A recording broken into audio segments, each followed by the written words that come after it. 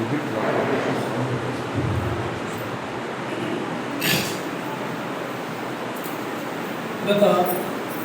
గడిచిన వారంలో కూడా ఆ పర్వత తండ్రి ఎంతగానో మనం ప్రేమించి ఆయన మహాకృపను పెట్టి మనందరినీ కూడా కంటికి రప్పలా కాసి కాపాడి ఈరోజు సంఘముగా మనం కూడి రావడానికి ఆయన ఇచ్చిన సమయాన్ని పెట్టి ఆయన ఎంతైనా మనం కృతజ్ఞత కలిగి ఉండాలి. ఆరాధన అనేది నదుల్లో కూడుకుని 2 మాటలు పాడుకుని 4 మాటలు చెప్పుకుని మనం చేసుకునేది కాదు. ఈ మాట ప్రతిరోజు ప్రతి ఆదివారం మన ఉదయం చెప్పుకునే మాటే. కానీ మన జీవితంలో కొత్తగా ప్రతి వారం ఏదో కొత్తదనాన్ని మనం దేవుడికి తీసుకొచ్చి చూపించాలి. ఇదిగో ప్రభావ నా జీవితంలో నేను నేర్చుకున్నది, నేను తెలుసుకుని ఆ ప్రకారంగా నేను నేర్చుకున్నది ఇదిగో నా జీవితం అని దేవునికి మనం చూపించడానికి ఇష్టపడాలి. అది నేర్చుకోవాలి అంటే ఆదివారం వచ్చి కూర్చునే మాట చెప్పేది కాదు. నా జీవితంలో నేను విన్నదాని ప్రకారం నేను నేర్చుకోవడానికి ఆ ప్రకారంగా నేను జీవించడానికి మనం అంగీకరించి ఆ విధంగా నా జీవితంలో నేను పగలగొట్టబడాలి. అప్పుడే దేవునికి అది ఇష్టమైన ఆరాధనగా నేను మలుచుకోగలను దేవుడు. లేకపోతే నాకు నేనుగా వచ్చి ఏదో నాకు నచ్చింది, నాకు తోచింది ఒక కాలు వేసుకుని 2 మాటలు వినేసి ఆదివారం అయిపోయింది మళ్ళీ ఆదివారం దగ్గర ఎవరు ఏమీ కలపరు అనుకునేది కాదు ఆరాధన అనేది. అది మన వ్యక్తిగత సంబంధం. ఎవరు మనల్ని శాసించారు, ఎవరు మనం నువ్వు ఇలా ఉంటేనే ఆరాధన, నువ్వు ఇలా చేయాలి, ఖచ్చితంగా నువ్వు ఇలా ఉండాలి, ఇలా జీవించాలని ఎవరు చెప్పరు. ఇష్టపడి ఒక భార్య ఒక భర్తతో కాకుండా అమ్మ నువ్వు ఇలా చేయాలని ఎవరైనా చెప్తారా? చెప్పరు. తన భర్తతో తన ఎలా వసులుకోవాలో తనగా ఇష్టపూర్వకంగా నేర్చుకుంటుంది, తెలుసుకుంటుంది, అనుభవపూర్వకంగా తన భర్తకు తను లోబడుతుంది. అలాగే క్రైస్తవ జీవితంలో దేవునికి ఆ పరలోక తండ్రికి మనం ఇష్టపూర్వకంగా లోబడాలి. అది ఆరాధన. అంతేగాని ఏదో 4 మాటలు వర్తమానం విని లేచి కూర్చుని మన దేవుని ధ్యానించి ఇది ఆరాధన అనుకునేది కాదు. అలాగే ఒకరి తర్వాత కూడా చెప్పుకుని చేసుకునేది ఆరాధన కాదు. ఆరాధన అనేది వ్యక్తిగతంగా మన జీవితం జీవించి ఉండాలి. ఆరాధన అనేది అది వర్తమానం అనేది దేని గురించి అంటే దేవుడు మనకు చేసిన కార్యాలను బట్టి మనం నేర్చుకునే అనుభవంలోని మనం నడవడానికి ఆ ప్రకారం మనం జీవితం నేర్చుకోవడానికి వర్తమానమే. కానీ వర్తమానం విని వాక్యం విని తర్వాత దేవుణ్ణి ఆరాధించాలి, దేవుని స్తుతించాలి అనేది కాదు. ఆరాధన అనేది ఒక్కరోజు ఆరాధించేది కాదు. రోజు నిరంతరం క్రైస్తవ జీవితంలో మనం బాప్తిసం తీసుకున్నది మొదలుకొని దేవునికి ఎప్పుడైతే నేను నిజమైన మార్పు పొందాను, నేను నిజంగా నీ కోసం జీవితాను ప్రభు అనే మాట మనం ఎప్పుడైతే తీర్మానించుకున్నామో ఆ రోజు మనలో అవుతుంది మన ఆరాధన. మనం ఊపిరి ఆగే వరకు ఈ భూమి మీద మన ఆరాధన కొనసాగుతూ ఉండాలి. ఇది దేవునికి ఒక్కరోజు ఆరాధించేది కాదు. ఏదో ఆదివారం ఒకరోజు బంధాలు పెట్టుకున్నాము, మందులో కూర్చున్నాము, మాట్లాడుతున్నాము, వెళ్ళిపోతున్నాము అనుకునే అసలు అది ఆరాధనే కాదు. ప్రతి విషయంలో ప్రతి మీటింగ్లో మనం ఏదో నేర్చుకుని ఆ ప్రకారం మనం జీవించాలి. అది దేవుడికి ఆరాధన. అయితే మనం ఎలా విడిపించబడ్డాము అనే దాని గురించి కొన్ని మాటలు మనం దేవుడు మనం చేసిన కార్యాలలో కొన్ని మాటలు మనం జ్ఞానించుకుని తర్వాత దేవుని సూచిద్దాం. నిర్గమకాండం 12వ అధ్యాయం పేజీ నెంబర్ 54.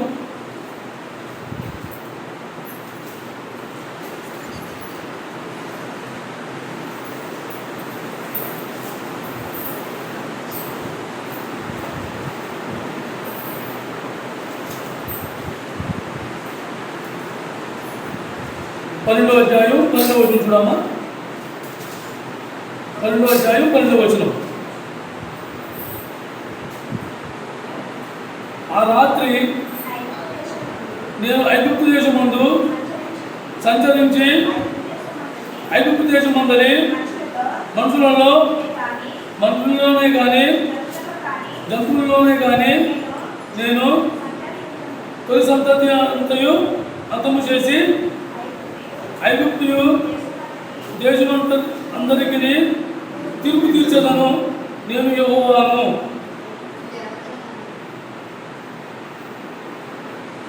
13 చదవమ్మా.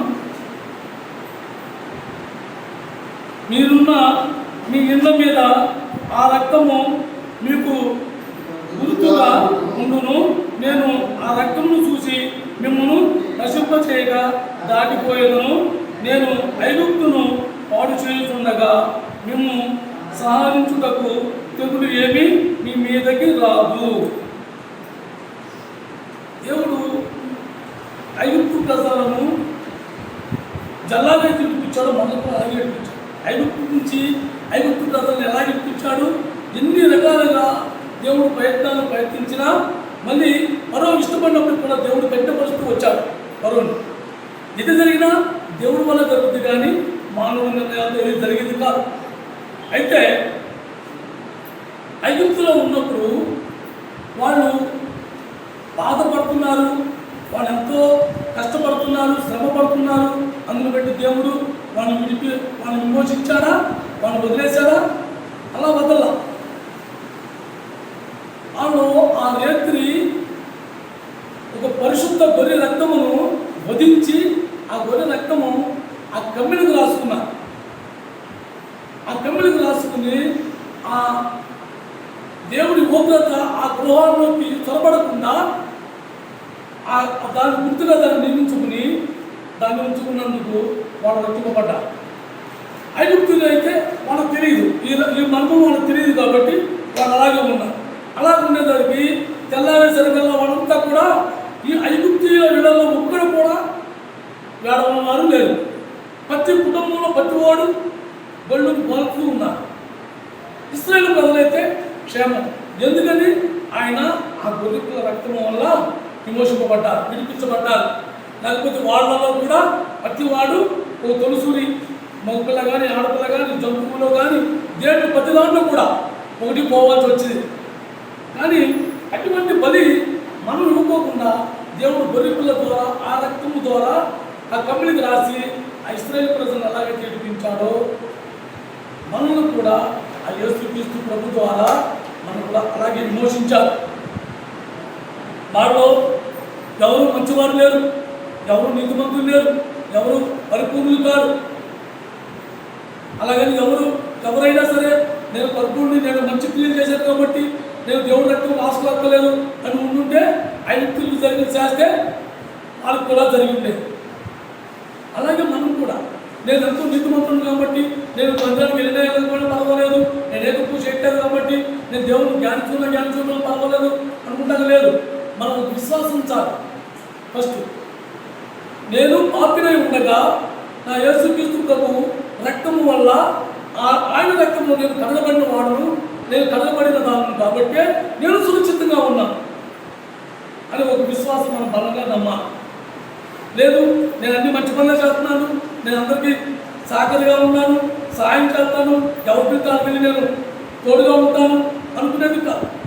ముందు నేను విశ్వసించాలి. నా దేవుడు ఆయన రక్తంలో నన్ను కడిగిన మాన నేను పరిశుద్ధి, నన్ను పరిపూర్ణంగా ఉన్నాను. కానీ లేకపోతే నాలో ఏ పరిపూర్ణత లేదు, ఏ మంచితనము లేదు, ఏమీ నాలో లేదు. ఆ ఐగుప్తులు కూడా అంతే. వాళ్ళు ఐగుప్తులో ఉన్నప్పుడు ఇశ్రాయేలు ప్రజలు కూడా అంతే. వాళ్ళు ఏ పరిపూర్ణత లేదు, ఎవరు పరిపూర్ణులు కాదు. వాళ్ళు మళ్ళా మనుషులే.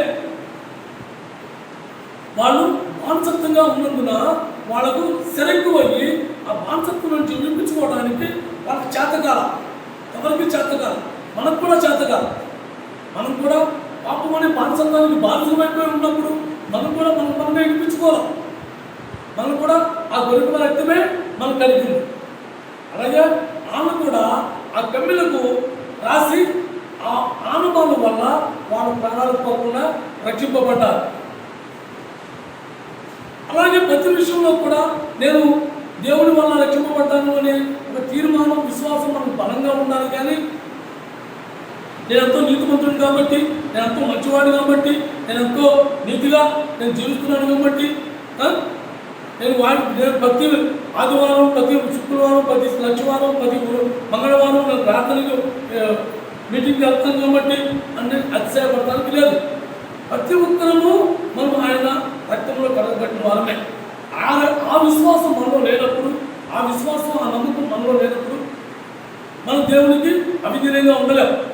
మనం ఎప్పుడైతే గర్విస్తూ ఉంటామో, దేని గురించి గర్విస్తూ ఉంటామంటే నేను ఎంతో నీతి క్రియలు చేస్తున్నాను కాబట్టి, నేను ఎంతో మంచి పనులు చేస్తున్నాను కాబట్టి, నేను దేవునితో సాహసం కలిగి ఉన్నాను కాబట్టి, నేను ప్రతి మీటింగ్కి వెళ్తున్నాను కాబట్టి, నేను ఎప్పుడు బైబిల్ చదువుతాను, ఇలాంటి ఆలోచనతో మనం ఉండి తప్పిపోయే అవకాశం ఉంది. ఇవన్నీ నీకు ముఖ్యం కాదు. నువ్వు మందిరానికి వచ్చినా రాకపోయినా, నువ్వు బైబిల్ చదివినా చదవకపోయినా, నువ్వు పొద్దున్నే ప్రేయర్ చెప్పినా చెప్పకపోయినా, నువ్వు ఎలాగున్నా సరే, అసలు ఫస్ట్ నువ్వు విశ్వసించవలసింది ఏంటి? నా యేసుక్రీస్తు ప్రభు రక్తంలో నేను కడగబడిన వాడు, నా యేసుక్రీస్తు ప్రభు రక్తంలో నేను కడగబడిన దాన్ని కాబట్టి నా ప్రభు మా కృపను పెట్టి నేను విడిపించబడ్డాను. కానీ లేకపోతే నేను విడిపించేవాడిని కాదు, నేను విడిపించుకునేదాన్ని కాదు. ఇది మనకి పూర్తి విశ్వాసమై ఉండాలి. మనం దేన్ని పెట్టి మనం అతిశయపడకూడదు.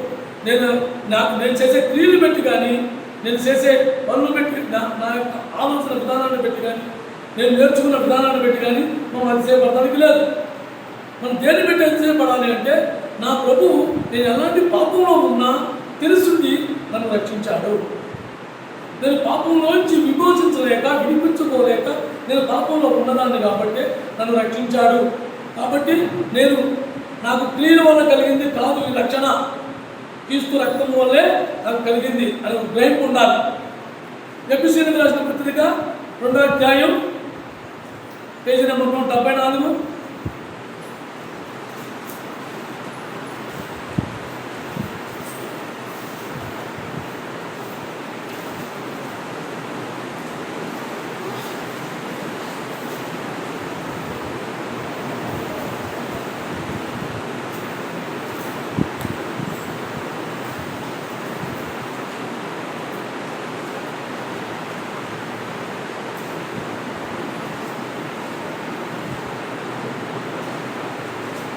అధ్యాయం 10వ వచనం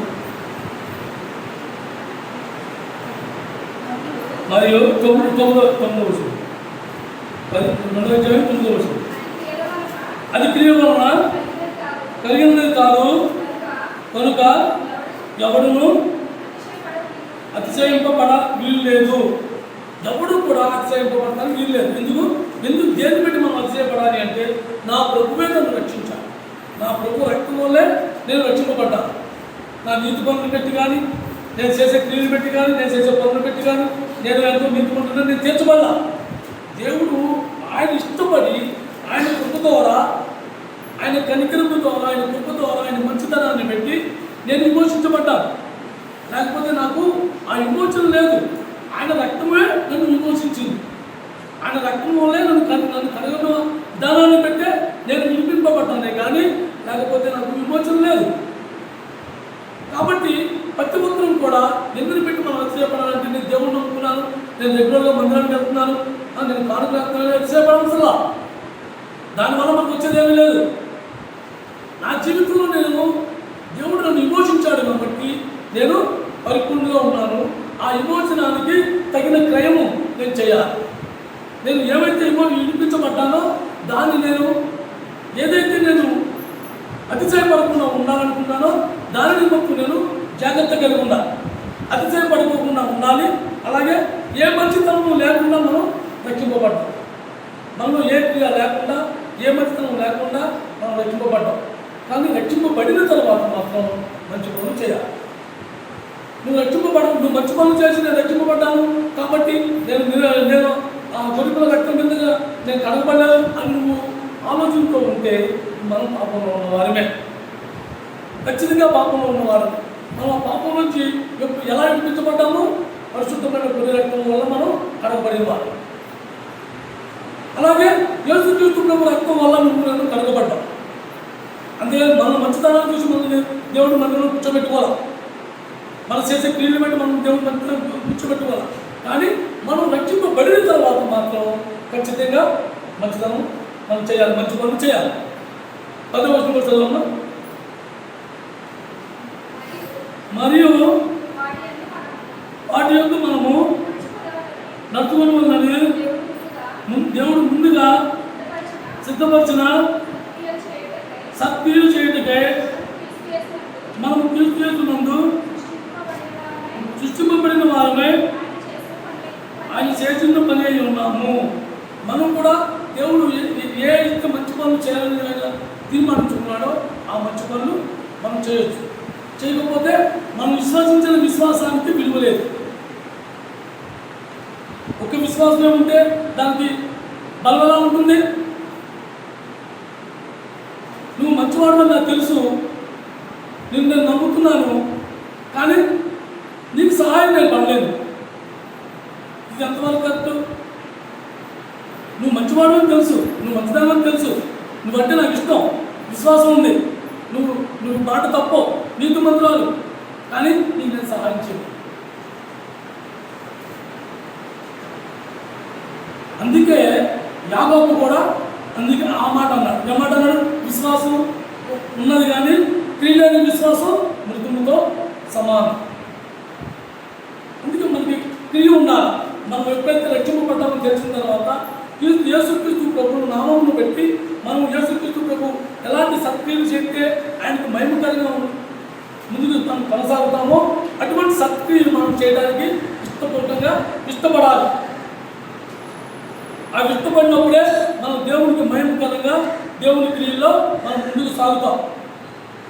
వాళ్ళు కూడా ఐగుప్తీయులు కూడా ఎన్నో సందర్భాల్లో వాళ్ళ బానిసత్వంలో వాళ్ళు ఉన్నప్పుడు, వాళ్ళ బానిసలుగా ఉన్నప్పుడు దేవుడు వాళ్ళని విమోచించడానికి, వినిపించడానికి చాలా చాలా ప్రయోగాలు చేశారు, ఎన్నో ప్రయత్నాలు చేశారు. కానీ ఆఖరకు ఆ రక్తం వల్లే వాళ్ళు రక్షింపబడ్డారు. ఆ రక్తం లేకుండా వాళ్ళు రక్షింపబడలా. ఆ రక్తం వల్ల ఆ క్రియ లేకుండా మాత్రం వాళ్ళు రక్షింపబడలా.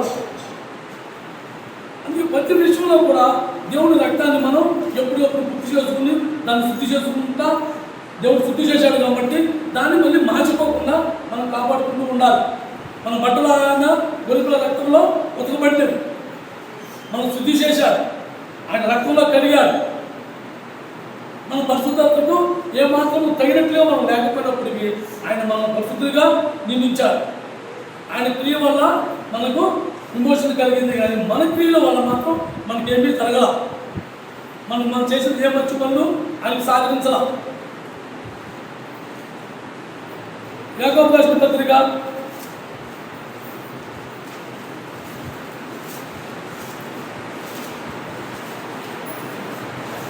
221 పేజీ నంబరు. యాకోబు రాసిన పత్రిక 2వ అధ్యాయం 26వ వచనం. ప్రాణము లేని శరీరం ఎలాగ మృతమో అలాగే క్రియలు లేని విశ్వాసమును మృతము.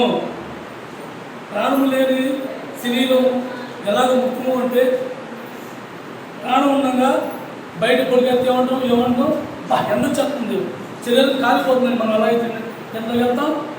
అదే ప్రాణం పోయిన శరీరాన్ని ఎండ పెడితే ఏమవుతుంది? నువ్వు ఎండ పెట్టినా, వాన పెట్టినా, మే పట్టుకెళ్ళి ఐసు మీద పడేసినా అది అలాగే ఉంటుంది. దానివల్ల వచ్చే ఉపకారం ఏమీ లేదు, దానికి స్వస్థత లేదు. అలాగే మన ఆత్మీయ జీవితంలో కూడా మనలో క్రియ లేకపోతే, విశ్వాసం క్రియ లేకపోతే అది కూడా మృతమే, దానివల్ల ఉపకారం ఏమీ లేదు. దేవుడు ఏమైతే నీకు నాకు అప్పగించాడో దాన్ని మనం ఇష్టపూర్వకంగా చేయడానికి మనం అంగీకరించాలి. దేవుడు మనం వినిపించి విమోచించి ఆయన సన్నిధి చేర్చుకున్నాడు, ఆయన సన్నిధి కూర్చోబెట్టుకున్నాడు.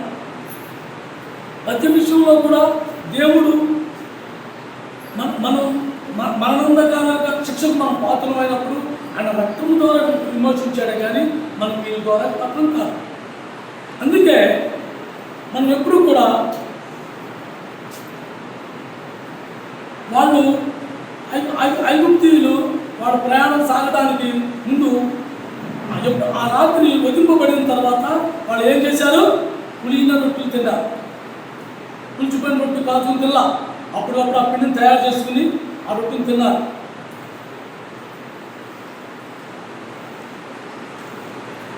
నిర్గమకాండం 12వ అధ్యాయం 12వ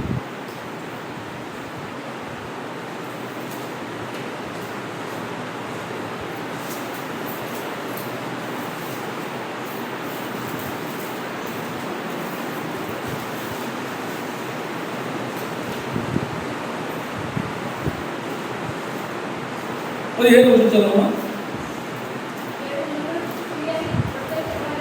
7 దినములు పులియని రొట్టెలు తినవలెను. అది ఒకసారి మనం పులియని రొట్టెలు తినాలి అంటే అది మనకు మన బలను స్వాదిస్తున్నాం. మనం బలలో చేపెడుతున్నాము అంటే మనం అంత అసమాజికంగా చేపెట్టే అంత అర్హత మనకు లేదు. కానీ ఆ గొడుపుల రక్తం వల్ల ఆ బలలో మనం చేపెడతానికి మనం వచ్చాం. ఆ బలలో చేపెట్టినప్పుడు మనం ఏం చేస్తున్నాము?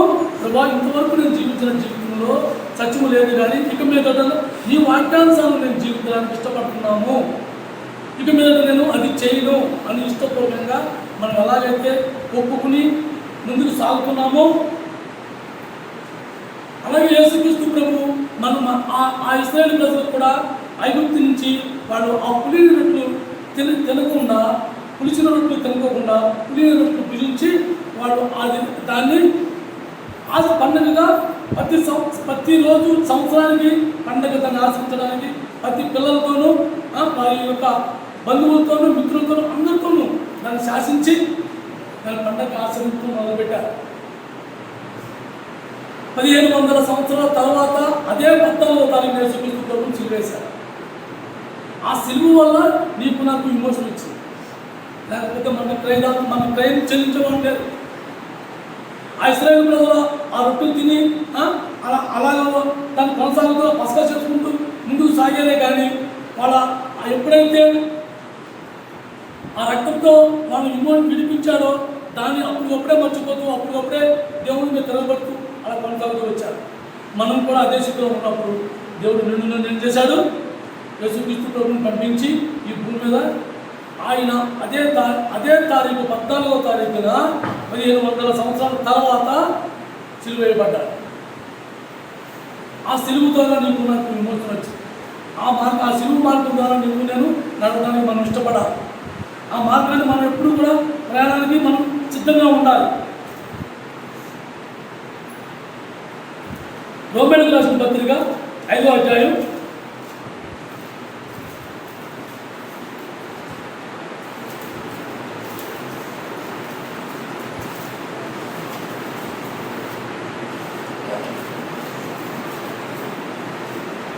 5వ అధ్యాయం 10వ వచనం చదవన్నా. అనగా శత్రువుమై ఉండగా ఆయన కుమారుని మరణము ద్వారా మనము దేవునితో సమాధానపరచబడిన వారే ఆయన జీవించుట చేత మరి నిశ్చయముగా రక్షింపబడుదుము. ఆయన మరణము ద్వారా మనము రక్షింపబడి మనం జీవిస్తున్న దేవుడితో సమాధానపరిచాడు.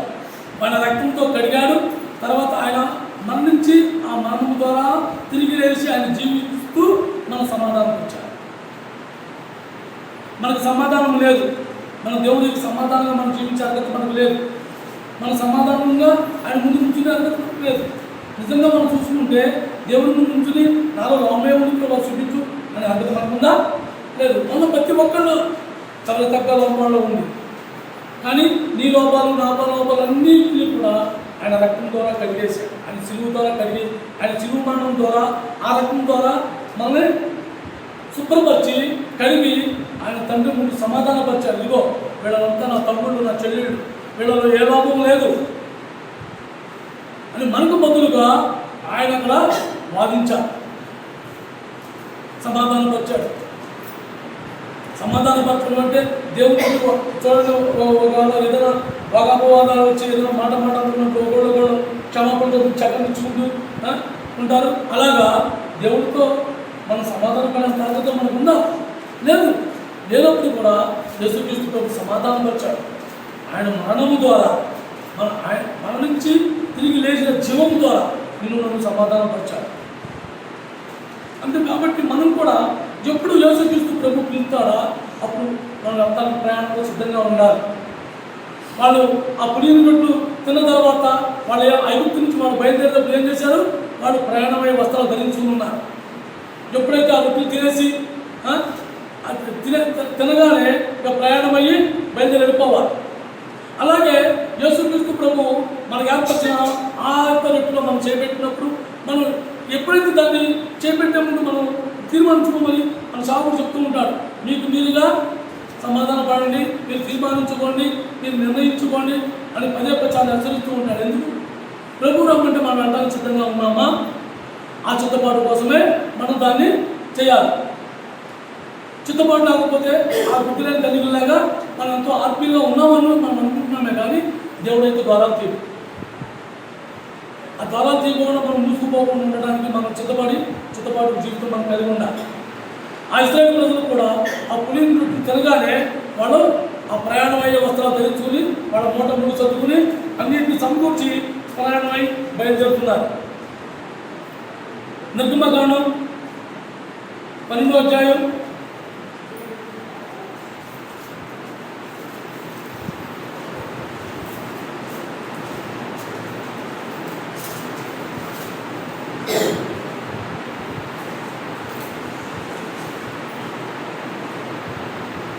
35వ వచనంలో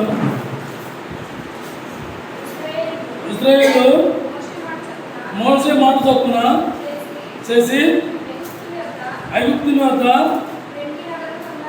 వెండి నగరం బంగారు నగరంలో వస్త్రములను అడిగి తీసుకునేది. 14వ వచనంలో యెహోవా 36 యెహోవా ప్రజల ఎడల ఐగుప్తీయులకు కటాక్షము కలుగు చేశాను కనుక వారికి వారు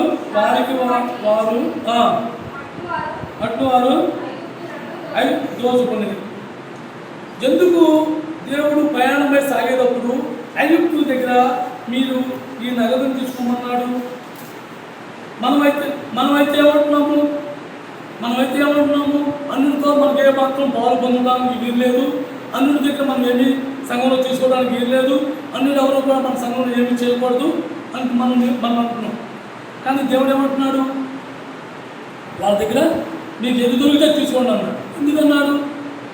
ఐగుప్తీయులు ఇశ్రాయేలు ప్రజల 6 లక్షల మందిని 430 సంవత్సరాలు ఏ చేతులు లేకుండా బానిసత్వంలో ఉంచారు. దేవుడు లెక్కల్లో ఆయన ప్రజల పట్ల చాలా నీతిగల దేవుడు, సత్యంగా దేవుడు. ఆయన నీతిని సత్యాన్ని మనం కనుక్కోవాలి అంటే ఇటువంటి కూడా కొన్ని మనం చదువుకోవాలి. ఇశ్రాయేలు ప్రజల్ని 6 లక్షల మందిని 430 సంవత్సరాలు వాళ్ళు ఏకాభిప్రాయంతో ఒకే మనసుతో బాధ పెట్టి హింసించి వాళ్ళతో ఎట్టి సాగు చేయించుకున్నారు. కానీ వాళ్ళ జీతాలు లేవు. వాళ్ళు పెట్టిన రొట్టె ముక్కలు తినడం, వాళ్ళ పని చేయడమే. అందరూ పెట్టి దేవుడు వాళ్ళకి న్యాయం తీర్చాడు. ఐగుప్తీయులందరినీ కూడా మనసు విరగదీసి మీకు ఎవరు దొరికిన వాళ్ళ దోషం తెచ్చేసుకోవాలని దేవుడే ఆజ్ఞాపించాడు. అందుకే చాలామంది చూడండి, మేము చర్చిలో భోజనాలు పెడతామని మొక్కుకున్నాము, మేము భోజనాలు పెడతామంటే పనులు పెట్టినారు. అది క్రైస్తవుడికి అది తగదు. అందుకని కొన్ని సందర్భాల్లో మన సేవకులు కొంచెం గట్టిగా ఉంటారు. మనం చాలాసార్లు దాన్ని కొన్నిసార్లు మనం వ్యతిరేకంగా కూడా మాట్లాడుకుంటాం. కానీ ఈ విషయంలో అయితే మాత్రం అది మనకు తగదు. ఎందుకంటే వాడు ఎప్పుడు చర్చకి వెళ్ళాడు, అది దేవుడి గురించే తెలియదు. దేవుడి గురించి తెలియనాడు. దేవుడు ఎవరు ఎరగిన వాడు వచ్చి నేను దేవుడి ముందు భోజనాలు పెడతాను, దేవుడికి నేను కానుకలు ఇస్తాను, మీరు తీసుకోండి అంటే అది మనకు కరెక్ట్గా. ఇశ్రాయేలు ప్రజలు ఎందుకు తీసుకోమన్నాడు అంటే ఇశ్రాయేలు ప్రజలకు న్యాయం చేశాడు దేవుడు. నీకు నాకు ఏం వచ్చింది ఈరోజు? దేవుడు మనకు ఏమి ఇవ్వట్లేదా? మనకు అన్ని సమృద్ధిగా లేవా? ఎవరికంత భోజనాలు లేకుండా ఉన్నాం? ఎవరు మనం గట్టిగా ఉన్నాం? అందరికీ అన్ని సమృద్ధిగా ఉన్నాయి. కానీ మనమే దానికి కట్టుబడి పర్వాలా ఇలా మనం కొనసాగుతూ ఉంటాం.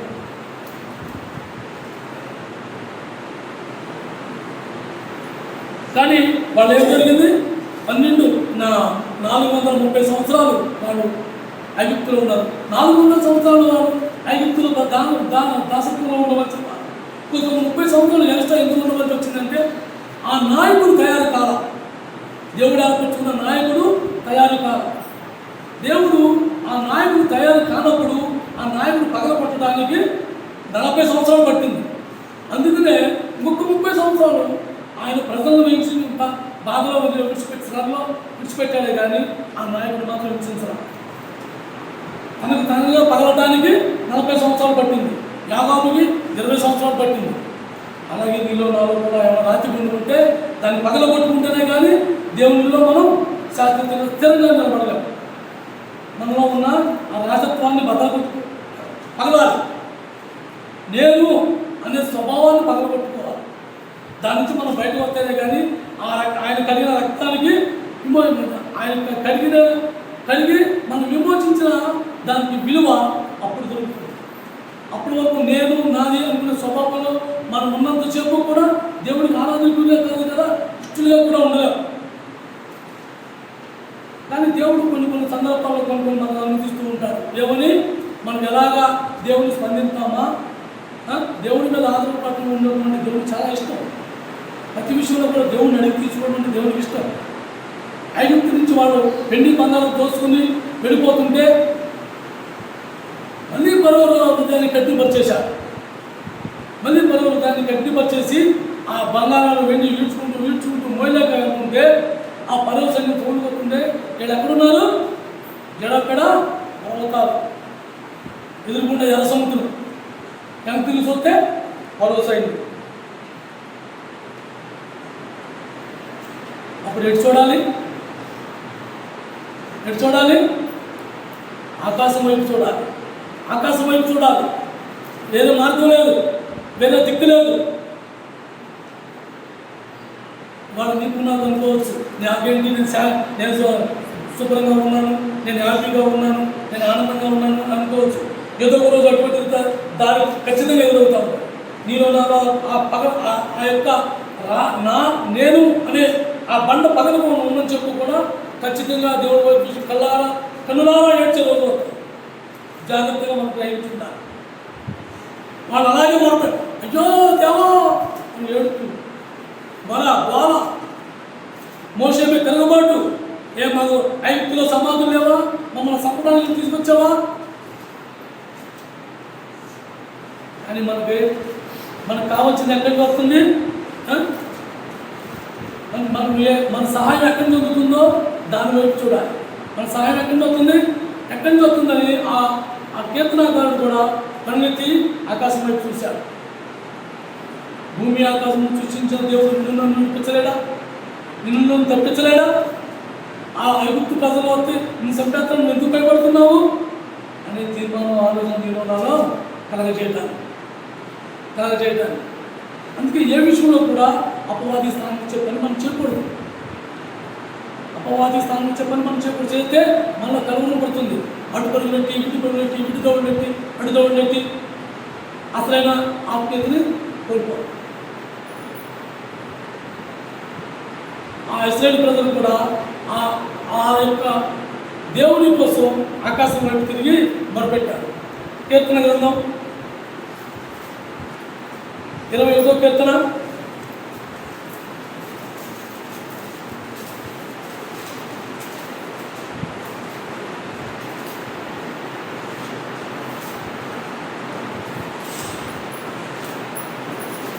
520 21వ కీర్తన